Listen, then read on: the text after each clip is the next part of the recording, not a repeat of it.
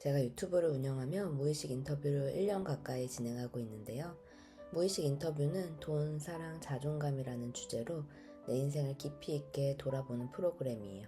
처음에 이 프로그램을 만들었을 때는 우리 인생에서 돈, 사랑, 자존감 이 세 가지 주제가 제일 중요하다고 생각했기 때문에 이렇게 만든 거거든요. 그런데 10번 가까이 프로그램을 진행하고 사람들의 답변을 받다 보니까 결국 돈이든 사랑이든 결론은 자존감이구나 싶더라고요. 돈이 없어서 문제가 아니에요. 세상에 이미 돈은 많아요. 차고 넘쳐요. 근데 그 돈에 내가 연결될 수 있느냐, 접속될 수 있느냐가 중요한 거예요. 세상에 사랑도 이미 많아요. 사람들은 항상 무언가를, 누군가를 좋아합니다. 근데 내가 그 대상이 될 수 있느냐, 내가 그 관계망 속에 접속되어서 다른 이들과 사랑을 주고받을 수 있는가가 문제인 거예요. 결국 돈이든 사랑이든 내가 세상에 연결되어서 필요한 물질적, 심리적 자원을 받을 수 있는가가 핵심인데요. 이걸 심플하게 표현한 게 자존감이에요. 자존감이 있는 사람들은 당연히 내게 그런 능력과 자격이 있다고 믿어요. 그리고 그렇게 믿기 때문에 세상으로 나가서 당당히 그것을 받아냅니다. 반면에 자존감이 없는 이들은 자신에겐 그런 능력이 없다고, 자격이 없다고 내면 깊숙이 믿어요. 그래서 돈을 아무리 벌어도 불안하고 아무리 사랑을 받아도 부족합니다. 이렇게 내가 현재 어떠한 상태이든 괜찮다. 필요하다면 얼마든지 세상의 물질적 자원과 심리적 자원을 얻을 수 있다고 믿을 수 있는 능력이 자존감인 거예요. 그런데 사실 자존감이란 단어가 10년 전부터 너무 많이 쓰여서 좀 진부해졌습니다. 자존감을 이야기하면 또 그 소리야 싶은 마음이 들면서 뇌에서 그냥 패스해버려요. 그래서 자존감이 어떤 단어인지 우리 자존감을 재정의 해봐야 돼요. 저는 자존감이 그냥 자기를 사랑하는 것이 아니라 세상에 대한 접속성, 연결성이라고 생각해요. 휴대폰을 보면 와이파이 연결이 되냐 안 되냐에 따라 쓰임이 천지 차이잖아요. 나라는 존재도 마찬가지예요. 내가 세상과 얼마나 연결되어 있느냐에 따라 타고난 잠재력을 발휘할 수 있습니다. 세상과 약하게 연결되어 있다면 내가 갖고 있는 능력치, 매력, 힘이 조금만 발휘될 것이고 세상과 강하게 연결되어 있다면 내 잠재력도 완전하게 발휘될 거예요. 만약 여러분의 존재가 지금 별 볼 일 없는 것처럼 느껴진다면 그건 진짜 나라는 존재가 별 볼 일 없어서가 아니라 주변과의 연결이 끊어져 있기 때문이에요. 사람은 좋든 싫든 사회적 동물입니다. 나라는 사람이 세상과 연결과 끊어진 채 독고다이하고 있으면 내 존재는 절대 빛을 발하지 못해요. 아무리 보잘것없는 사람도 잘 연결되기만 하면 몰라보게 빛이 날 수 있고요. 이렇게 자존감은 내 존재에 와이파이를 달아주는 존재다. 그래서 세상 어떤 것과도 연결될 수 있도록 내 잠재력을 발휘할 수 있도록 도와주는 것이다. 재정의해 보시면 자존감이라는 게 새롭게 와닿을 거예요. 그럼 본론으로 들어가 오늘 영상에서는 자존감이 높은 사람들의 무의식적 습관을 통해 어떻게 하면 가장 빠르게 자존감을 올릴 수 있는지 알려드리려고 하는데요. 자존감이 높은 사람, 그래서 항상 공주처럼 사는 사람들은 남들은 잘 모르는 한 가지 습관이 있습니다. 그건 바로 자신의 부모를 인정하고 존경한다는 거예요. 우리가 자존감을 높이고 싶다 바라는 이유가 뭘까요? 그건 바로 세상에서 인정받는 느낌을 받고 싶기 때문입니다. 나는 괜찮은 사람이다. 이 정도면 훌륭하다 하고 너무나도 인정받으며 살고 싶어요. 근데 그렇게 타인에게 인정받기 위해서는 먼저 내 스스로가 나를 인정해 줄 수 있어야 하잖아요. 내가 나를 인정할 수 있어야 밖으로 나가서 저와 어울려 주세요. 저 꽤 괜찮은 사람이에요. 소리칠 수 있죠. 내가 생각해도 내가 별론데 다른 사람들에게 나를 좋아해 달라고 당당하게 요구하기는 쉽지 않아요. 그렇다면 내가 나를 인정할 수 있는 가장 좋은 방법이 뭘까요? 그건 바로 내가 타고난 뿌리, 부모님을 인정하는 겁니다. 옛날로 치면 가문, 핏줄 같은 건데요. 귀족들이 스스로를 귀하게 여긴 이유는 그들이 어떤 능력이 뛰어나거나 외모가 잘났기 때문이 아니라 그냥 귀족으로 태어났기 때문입니다. 현대사회에서도 마찬가지예요.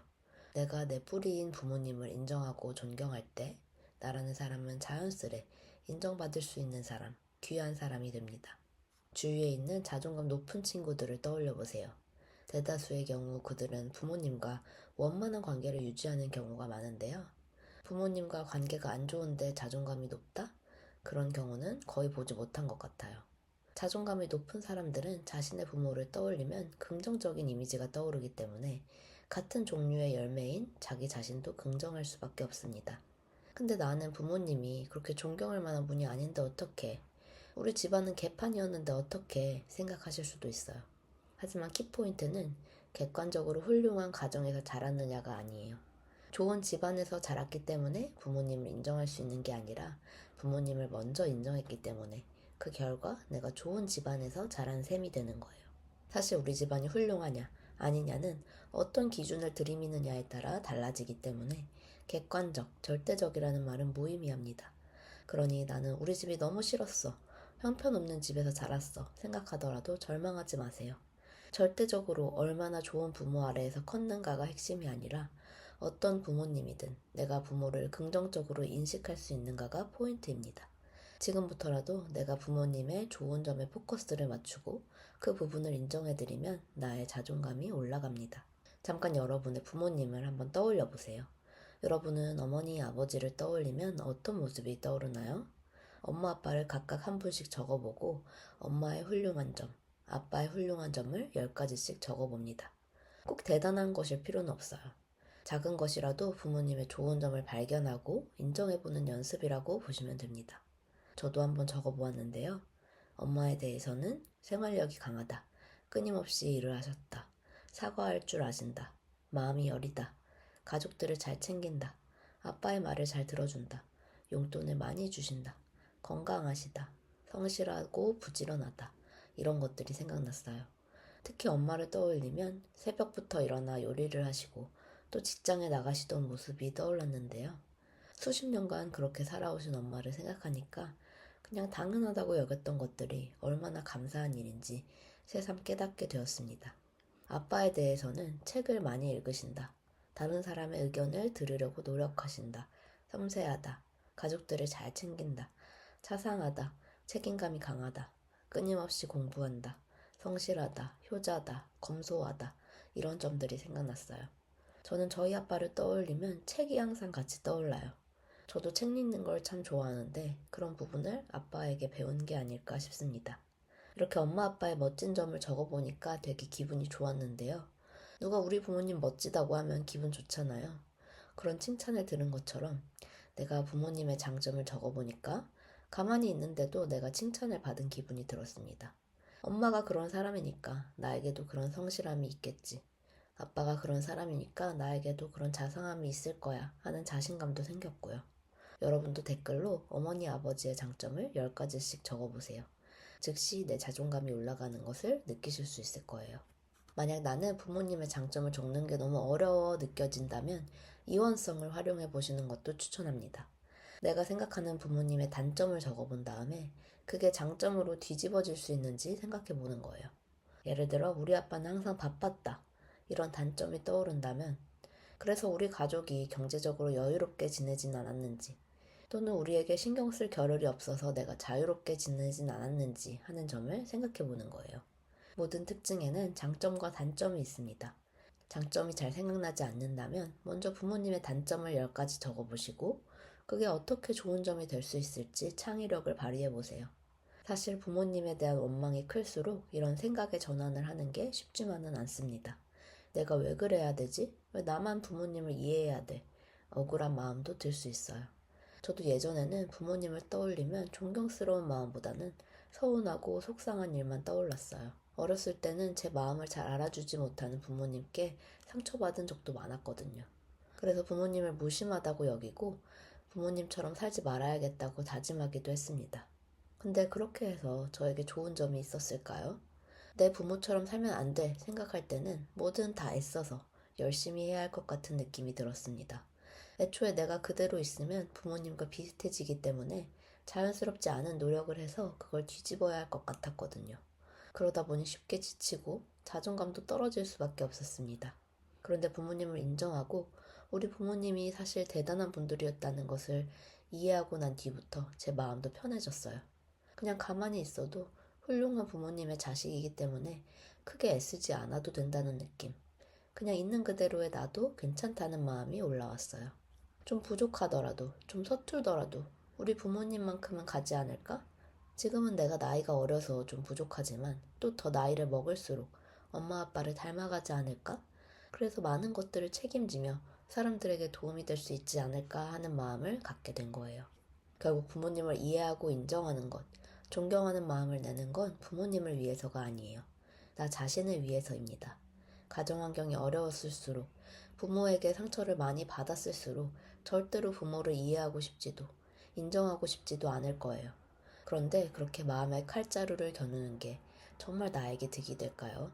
나는 절대 부모님을 이해할 수 없다면 왜 우리 부모님은 저런 선택을 내릴 수밖에 없었는지 그들의 어린 시절을 한번 조사해 보세요. 우리 엄마는 몇 남 몇째로 태어나 어떻게 자라왔을까요? 우리 아빠는 어떤 환경에서 군대를 가고 일을 했을까요?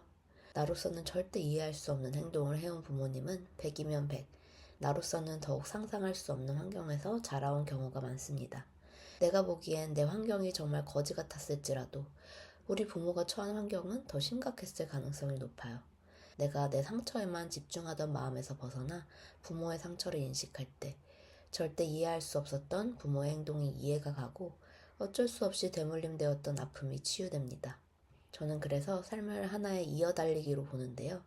우리의 부모님이 척박한 환경에서 태어나 애를 써서 우리가 태어난 지점까지 달려온 거예요. 그 지점은 사실 우리가 보기에는 부족하고 아쉬운 게 많은 환경이었죠. 하지만 그들이 태어난 지점보다는 훨씬 나았을 겁니다. 그러면 거기에서 또 우리가 바톤을 이어받아서 열심히 달려요. 그리고 우리의 자녀들에게 바톤을 넘겨주는 거죠. 우리의 아이들이 보기에도 우리가 해준 것들은 또 나름대로 부족한 점이 많을 거예요. 하지만 그게 우리가 받아왔던 것보다는 훨씬 나을 것임은 분명합니다. 사실 내가 태어난 환경을 긍정한다는 게 꼭 부모님만 해당되는 건 아니에요. 부모님이 없거나 부모를 긍정하는 게 너무 힘든 분들도 있겠죠. 저도 모든 삶을 살아보지 않았기 때문에 그럴 수 있다는 것을 충분히 이해해요. 그럴 경우에는 꼭 부모님이 아니더라도 내가 자라난 환경에 어떤 좋은 사람, 어떤 좋은 일들이 있었는지를 찾아보셔도 좋아요. 예를 들어 부모는 나를 학대했지만 관심을 가져주는 이웃이나 선생님이 있었다거나 어른들은 나를 방치했지만 좋은 친구들이 있었다거나 아니면 이도저도 없어서 정말 힘들었지만 덕분에 강하게 자랄 수 있었다거나 등등 내가 자라난 환경의 좋은 점을 발견해 보는 거예요. 이렇게 내가 타고난 환경을 이해하고 긍정할 수 있을 때 나라는 사람의 자존감은 자연스레 올라갑니다. 사실 여기까지만 해도 충분히 멋지고 당당하게 살 수 있는데요. 여기서 자존감을 한 단계 더 업그레이드하는 방법이 있습니다. 바로 현재 시점에 내 주위에 있는 사람들을 이해하고 인정해 주는 거예요. 많은 사람들이 내가 공주처럼 살기 위해서는 주변인들이 무술이, 머슴이 되어야 한다고 착각합니다. 하지만 실상은 반대예요. 공주는 공주랑 놀지, 무술이랑 놀지 않아요. 공주는 왕자와 만나지 머슴과 만나지 않습니다. 내가 공주처럼 대접받고 싶으면 내가 먼저 주변 사람들을 공주, 왕자처럼 여겨주어야 해요. 항상 공주처럼 사는 사람들은 사실 잘 살펴보면 자신의 주변인들도 공주, 왕자처럼 대해줍니다. 내가 다른 사람들을 제대로 대접해 주어야 그들이 나에게 잘해줄 때도 그 마음을 왜곡하지 않고 받아들일 수 있거든요. 예를 들어 내가 사람을 사귈 때 내게 이득이 될 것 같아서 별로 마음에 들지도 않는데 잘해준다고 해볼게요. 그러면 다른 사람이 내게 잘해줄 때 우리의 마음은 내 감정을 타인에게 투사합니다. 그래서 그 사람이 내게 잘해주는 것도 내가 그에게 이득이 되니까 그러는 게 아닐까 의심하게 되는 거예요. 그러니 찐으로 존중받는, 사랑받는 공주가 되고 싶다면 내가 먼저 그들에게 자비로운 마음을 내어야 해요. 잠깐 내 주변에 있는 친구, 배우자, 아이, 동료들을 떠올려 보세요. 가까이 있는 사람일수록 참 좋은 사람이다. 배울 점이 많다고 여기기보다는 부족한 점, 그 사람이 별로인 이유가 쉽게 떠오를 거예요. 그 사람은 돈을 너무 밝혀서 별로야. 그 사람은 항상 불평불만을 해. 그 사람은 인내심이 조금도 없어 등등 안 좋은 점을 끊임없이 떠올릴 수 있습니다. 그러다 보면 도대체 왜 그 사람과 내가 어울리고 있는지 의구심이 들기도 하죠. 이제 한번 마음을 내어 그 사람의 장점을 생각해 보아요. 돈을 밝히는 그 친구는 정말 돈만 밝히기만 하나요? 다른 특징들은 없을까요? 그 친구는 일을 잘하고 능력이 뛰어납니다. 주변 친구들에게 잘해줍니다. 취미가 많고 인생을 즐길 줄 압니다. 그렇게 생각하면 꽤나 괜찮은 사람이란 걸 느끼게 되죠. 불평불만이 많은 동료를 떠올려 보세요. 그에게 불평불만을 많이 한다는 점만 있지는 않을 거예요. 그는 배우는 것을 좋아하고 책을 많이 읽습니다. 아는 것도 많아 같이 어울리면 얻는 것도 많습니다. 그렇게 바라보면 또 괜찮은 사람입니다. 끼리끼리라고 하죠. 내가 주변에 있는 사람들을 괜찮은 사람이라고 바라볼 때 그 즉시 나도 그들과 어울리는 괜찮은 사람이 됩니다. 부모님도 내 주변의 어떤 사람도 아무리 단점이 많아봤자 똑같은 인간입니다. 내 주변에 별로인 사람만 있는 것처럼 느껴진다면 그게 정말 진실인지 질문해 보세요. 그건 정말 그 사람이 상종할 수 없는 악인이기 때문이 아니라 단지 우리가 서로의 단점을 포착할 만큼 가까이 있기 때문입니다. 내 뿌리를, 내 주변을 아름답게 바라보는 연습을 시작해 보세요. 이해가 안 되어도 한 번 더 이해해보고 인정하기 싫어도 한 번 더 마음을 내어봅니다. 그때 나를 향한 세상의 시선도 한층 더 너그럽게, 한층 더 친절하게 바뀌는 걸 경험하실 수 있을 거예요. 오늘 제가 준비한 영상은 여기까지입니다. 무의식 인터뷰는 5월에도 계속 진행될 예정인데요. 영상을 마치기 전에 마지막으로 4월 참여자분의 소감을 잠깐 읽어드릴게요. 저는 어릴 때부터 나보다 남을 먼저 생각하자는 부모님의 가르침에 따라 타인을 살피고 챙기는 삶을 살아왔어요. 그래서 스스로를 사랑한다는 걸 타인을 보살피는 것으로 실천했는데요. 정말 저 자신을 위해 산다는 게 어떤 건지 변하고 싶었어요. 그때 무의식 인터뷰를 알게 되어 참여했는데요. 오로지 제 자신에게 집중하고 생각하고 돌본다는 게 어떤 것인지 무의식 인터뷰를 통해 알게 되었어요. 잠깐이었지만 하루에 제 자신에게만 집중할 수 있는 시간을 갖는 것만으로 저를 아끼고 돌보는 일을 어떻게 해야 할지 이제 알게 되었어요. 그리고 너무 소중한 시간이었고 행복했어요. 이제는 저를 사랑하는 시간을 조금씩 늘려갈 수 있게 되었어요. 이렇게 소중한 후기를 남겨주셨습니다. 후기 남겨주신 참여자분, 끝까지 들어주신 모든 분들 감사합니다. 저는 다음에 또 마음에 대한 영상으로 찾아올게요. 안녕.